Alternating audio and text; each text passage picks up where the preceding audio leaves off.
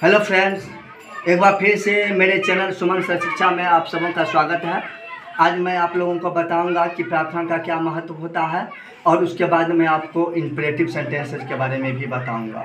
इधर कुछ दिनों से कुछ विद्यालयों में प्रार्थना का महत्व गौण कर दिया गया है। उन्हें प्रार्थना कराना जरूरी नहीं लगता है, जबकि प्रार्थना का बहुत ही महत्व होता है। जैसे मैं आपको बताऊँ, एक प्रार्थना है ओम अस्तो माँ सद्गमय तम सो माँ ज्योतिर्गमय मृत्योर माँ अमृतम गमय। इसका अर्थ होता है कि हे माँ, मुझे असत्य से सत्य की ओर, मुझे अंधकार से प्रकाश की ओर और मुझे मृत्यु से अमरता की ओर ले चलो। अब मानिए कि अगर कोई व्यक्ति, अगर कोई विद्यार्थी हर रोज़ इस तरह की प्रार्थना ईश्वर से करे तो क्या निश्चित रूप से उसे इसका फ़ायदा मिलेगा। मैंने कहीं पढ़ा था कि स्वामी विवेकानंद जब बहुत छोटे थे और वो अपनी माँ को रोज़ तुलसी में जल डालते हुए देखते थे तो अपनी माँ से पूछा करते थे कि माँ, तुम यह क्या करती हो, मैं तुम्हें हर रोज़ तुलसी में जल डालते हुए देखता हूँ। तो माँ कहती है कि बेटे, तुलसी में जल डालना हमारे भारतीय सभ्यता संस्कृति की निशानी है और इसमें जल डालने से तुम्हारे संस्कार बढ़ते हैं, भगवान तुम पर खुश होते हैं और तुम्हारी कांति बढ़ती है। और माँ के इसी वचन का असर स्वामी विवेकानंद में पड़ा और आपने देखा कि उन्होंने दुनिया भर में भारतीय सभ्यता संस्कृति का कितना परचम लहराया। और इसी तरह की बहुत सी भी प्रार्थनाएं हैं जिसका अलग अलग अर्थ होते हैं। मैं रोज़ आप लोगों को अलग अलग प्रार्थनाएं बताऊंगा और उसका मीनिंग भी बताऊंगा। लेकिन आप विद्यालय में हर रोज़ प्रार्थना जरूर किया करें, इसका बहुत ही महत्व होता है।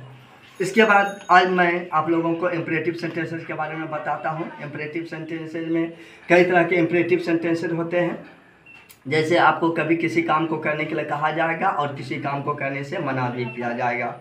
जैसे आपको अगर कहना है कि लिखो तो आप कहेंगे राइट, और अगर किसी को कहना है कि मत लिखो तो आप कहेंगे डोंट राइट। उसी तरह से अगर आपको बोलना है किसी से एक गिलास पानी मंगवाना हो तो आप बोलेंगे कि bring a glass of water, bring a glass of water आपको बोलना है।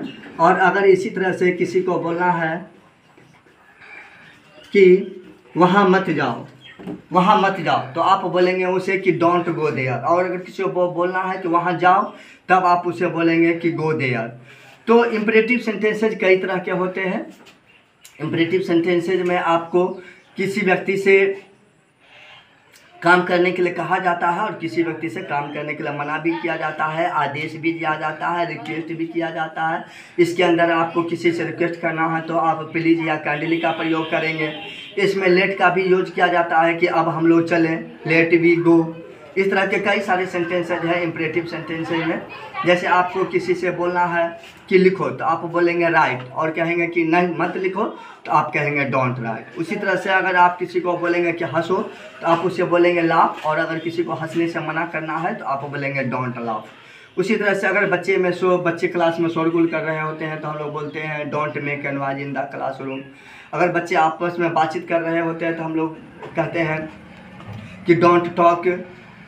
और इसी तरह से और भी कई सारी बातें हैं इंपरेटिव सेंटेंसेज में। अगर किसी व्यक्ति को आपको करना है कि कृपया मुझे एक गिलास पानी दें, तो अब आप उसे कहेंगे please give me a glass of water. किसी को कहना है कि कृपया मेरी मदद करें तो आप उसे बोलेंगे कि प्लीज़ हेल्प मी। किसी को आपको बोलना है कि कृपया मुझे एक गिलास या कृपया मुझे चाय दें तो प्लीज़ गिव मी टी बोलेंगे आप उसे। और अगर किसी बच्चे को किसी काम से मना करना है कि मत खेलो तो आप उसे कहेंगे डोंट प्ले। किसी को कहेंगे कि मत रो तो आप कहेंगे उसे डोंट वीप, मत चिल्लाओ डोंट क्राई।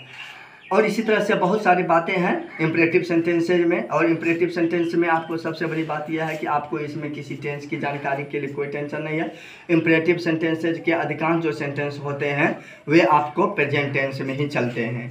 इसीलिए आपको इसमें V2 या V3 का प्रयोग भी नहीं किया जाता है और ना ही V4 का प्रयोग किया जाता है। इसमें आपको मुख्य रूप से V1 का जानकारी लेना है। डोंट का प्रयोग होता है, काइंडली का प्रयोग होता है, प्लीज का प्रयोग होता है और लेट का प्रयोग होता है। इसी तरह के कई सारे सेंटेंसेज होते हैं। अब मैं कल आप लोगों को बताऊंगा कि कैन और मे का प्रयोग कहाँ कहाँ होता है। कैन और मे दोनों का अर्थ सकना होता है, लेकिन दोनों का अलग अलग प्रयोग होता है और इसका यूज मैं आप लोगों को कल बताऊंगा। आप लोग इसी तरह से मेरे चैनल के साथ जुड़े रहें and please subscribe my channel Suman sir शिक्षा, और कृपया घंटी को निशान को दबाना ना भूलें। Thank you once again.